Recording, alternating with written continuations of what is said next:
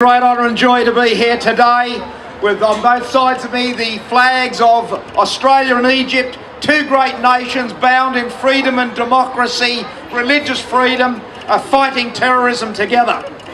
And can I say this, that today we have on display here in Darling Harbour just but a sample of 6,000 years of Egyptian civilisation. One of the greatest civilisations there ever was, one of the grandest civilisations that there ever was.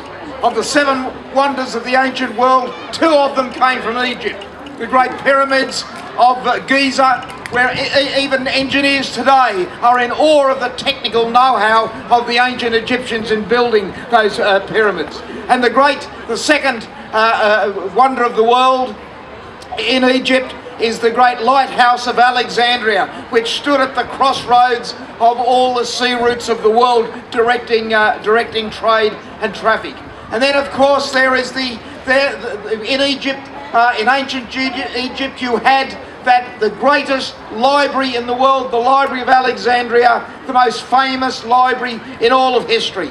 These are all things that come from ancient Egypt.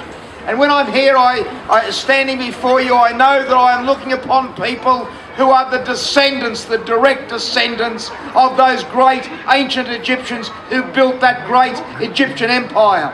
I know that I'm looking upon people who are the direct descendants of the pharaohs of Egypt, the pharaohs that every school child in the world learns about when they go to school. But we're not only talking about the past when it comes to Egypt, we're talking about modern Egypt.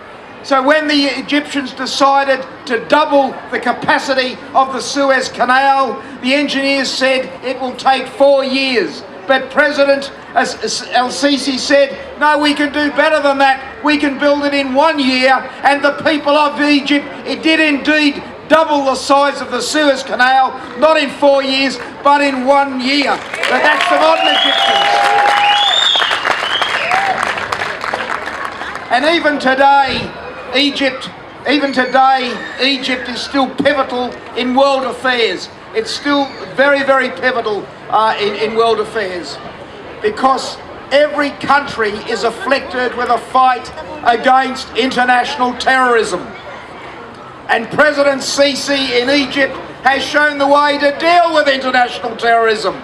And he is leading the way in fighting international terrorism. And if we took more notice of what he is suggesting to be done to fight international terrorism, we would win that war a far lot quicker than we are at the moment.